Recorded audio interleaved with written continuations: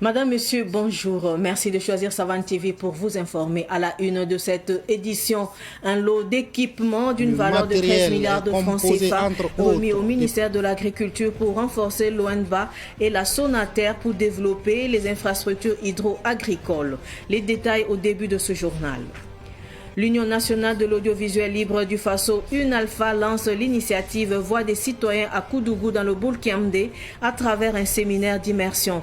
Une occasion de présenter le projet Faso Veille conçu pour renforcer la démocratie et la redevabilité citoyenne. À suivre dans un instant. Encore du matériel agricole d'une valeur de 13 milliards de francs CFA pour développer des infrastructures hydro-agricoles. C'est le président du Faso, le capitaine Ibrahim Traoré, qui a procédé hier à la remise de ce lot de matériel au ministère en charge de l'agriculture au profit de l'Office national des barrages et des aménagements hydro-agricoles ONBA et de la Société nationale de l'aménagement des terres et de l'équipement rural Sonater. Abdoulaye Kinda, reportage. Le matériel est composé entre autres de pelles, de niveleuses, de compacteurs, de bulldozers, de citernes, de camions bennes et de camions grues. Ce matériel est destiné à réaliser des travaux d'aménagement permettant de disponibiliser la ressource en eau et les superficies nécessaires pour accroître la production agricole pour l'atteinte de l'autosuffisance alimentaire au Burkina. Nous les avons reçus et également nous avons pris engagement devant son Excellence le Président du Faso de les mettre au travail dès les jours qui vont venir.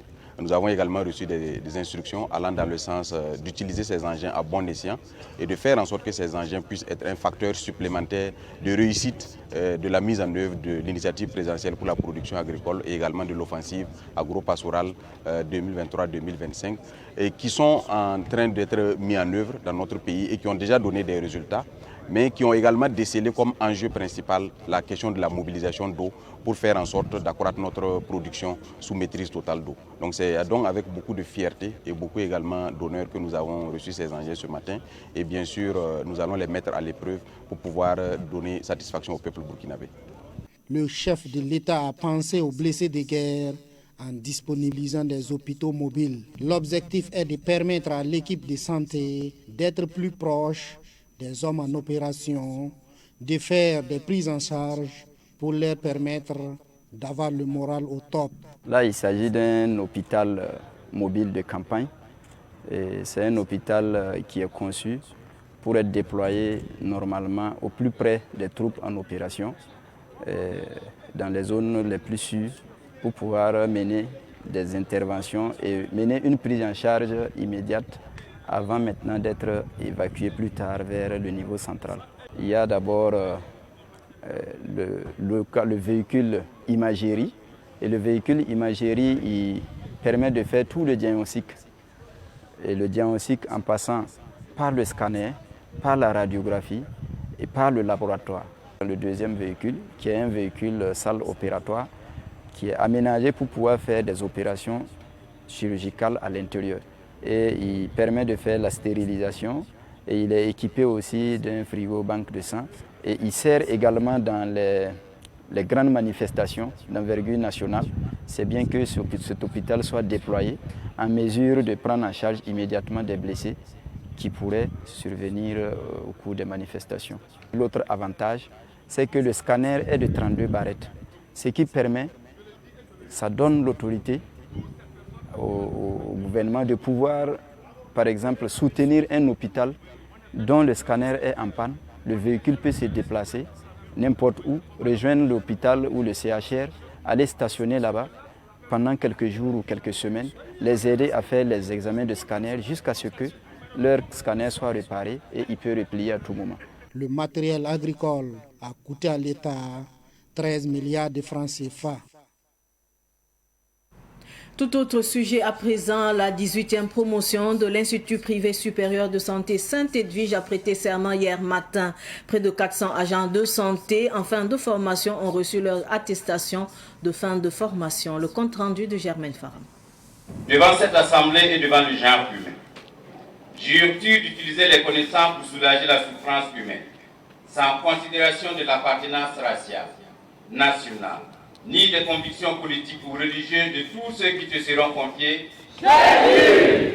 L'Institut privé supérieur de santé Sainte-Edwige vient de mettre à la disposition de l'État burkinabé et du marché 458 diplômés à travers cette prestation de serment. Ces impétrants sont des sages-femmes d'État, des infirmiers, des biologistes médicaux ou encore des agents de santé communautaire. Cette 18e promotion, qui est baptisée Promotion de résilience, se dit prête à apporter sa contribution dans la prise en charge sanitaire des Burkinabés. Bien déroulé, nous avions eu de bons enseignants qui ont été patients, bienveillants avec nous, un très bon personnel de soutien, de bons encadreurs surtout. Nous remercions vraiment notre directrice, notre très chère maman, la directrice générale, pour vraiment son soutien. Aujourd'hui, je suis prête, nous sommes prêts à mettre en service notre compétence. L'école Sainte-Edwige engage 5% de taux de réussite dans presque toutes les filières lors des examens. Pour la directrice de l'établissement, c'est une nécessité de mettre sur le marché une main-d'œuvre qualifiée. Ramata Edwige Ilboudo invite ses impétrants au respect de leur serment. Les former bien là, c'est d'abord pour moi-même. Parce que je peux avoir un malaise et puis celui qui est là pour me prendre en charge, c'est mon ancien élève. S'il n'est pas bien formé, qu'est-ce que je lui dis? De me laisser mourir ou bien de m'achever. Donc je mets tout mon cœur pour vraiment que la formation soit bien faite. Mon appel, c'est d'être là pour les malades. Le malade qui vient s'en fout de ton problème. Le malade qui vient a une préoccupation, il veut guérir. Donc nous devons être là pour l'aider à guérir, faire de notre mieux. Et là, s'il retrouve la santé, les grâces, c'est pour nous. Après avoir dépeint les réalités du domaine en lien avec la résilience, le représentant du parrain, le ministre de la Santé, a encouragé ces nouveaux diplômés en santé à une continuité de leur formation car, dit-il, un bon soignant est un éternel étudiant. Cette cérémonie de sortie, c'est aussi la remise des attestations aux nouveaux agents de la santé.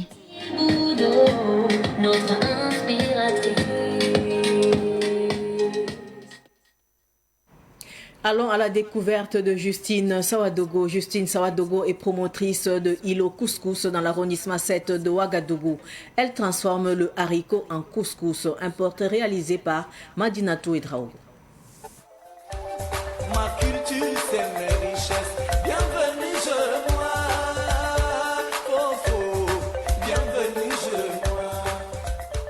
Tous les jours, Justine Sawadogo est à la tâche.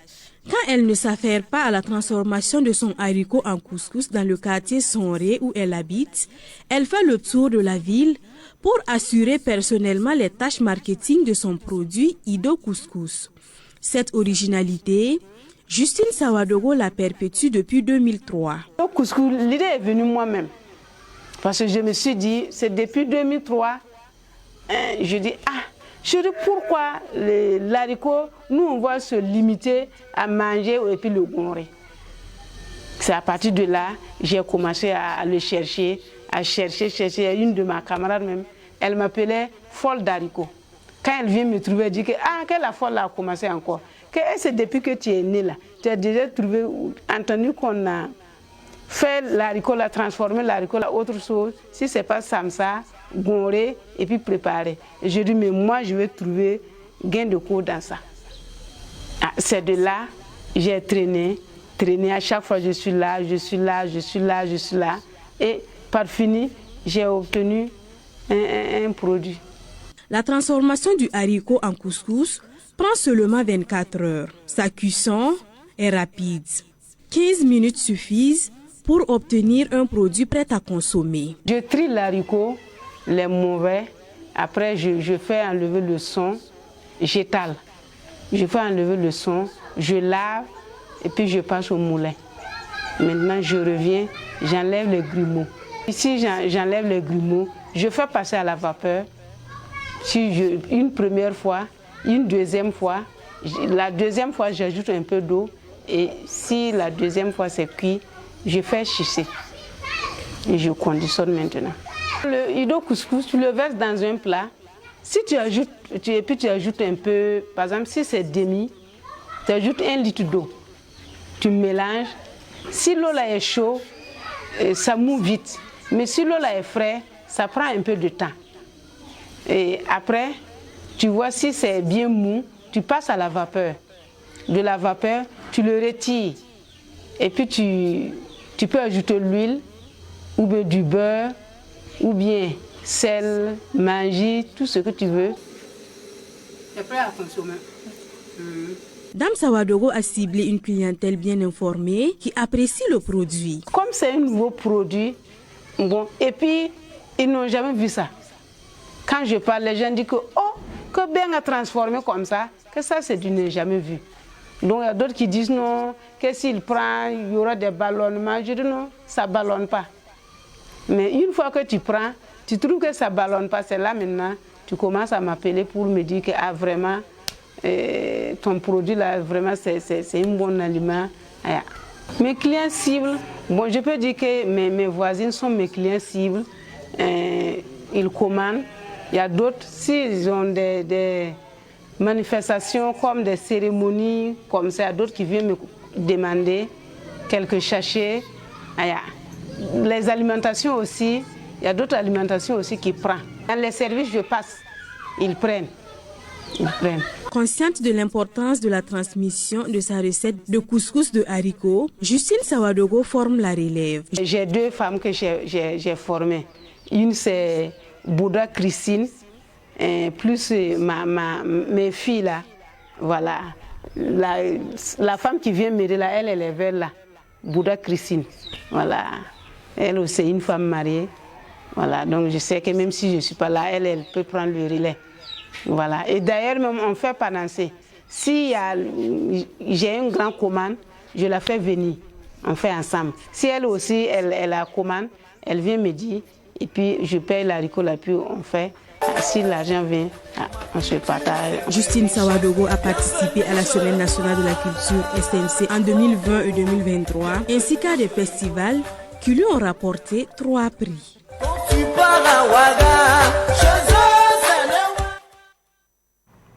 Je vous le disais également en titre, l'Union nationale de l'audiovisuel libre du Faso, UNALFA, a procédé hier à Koudougou, dans la province du Boulkiamdé, à la cérémonie d'ouverture d'un séminaire d'immersion marquant le début de l'initiative Voix des citoyens. Cet événement réunit des journalistes pour leur présenter le projet Faso Veille. Faso Veille vise à renforcer la culture démocratique en encourageant la redevabilité citoyenne.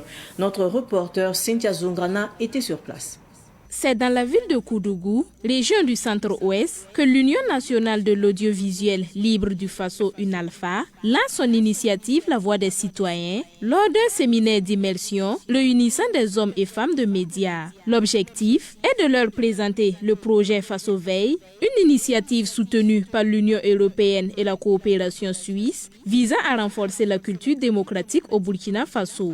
Ce projet va permettre effectivement au grand public de participer effectivement à l'élaboration de ce rapport alternatif. Il y aura un travail que les radios vont faire, à savoir diffuser effectivement des micro-programmes pour informer les populations sur les politiques publiques, surtout dans le cadre de la transition. Donc il était de bon ton pour nous d'amener quand même ces acteurs-là très importants à connaître ce rapport alternatif, à connaître les procédures d'élaboration effectivement de ce rapport alternatif. Lors de la cérémonie d'ouverture du séminaire, les participants ont exprimé leur enthousiasme et leurs attentes. Parmi eux, Simon Gansonlé, directeur de Radio Palabre de Koudougou, partage ses impressions. C'est un programme qui nous réjouit un peu plus parce que ça vient aussi contribuer à ce que nous faisons déjà, renforcer ce que nous faisons en termes de radio de proximité, en tant qu'outil de communication de masse. Nous pensons que ce programme va donc renforcer nos contenus et aussi mettre en lumière la contribution des radios de proximité que nous sommes dans l'ancrage démocratique et les questions de gouvernance locale. Donc, et où nous sommes dans un contexte assez particulier Et avec un tel programme, je pense que nous participons aussi donc, au développement donc, de notre pays.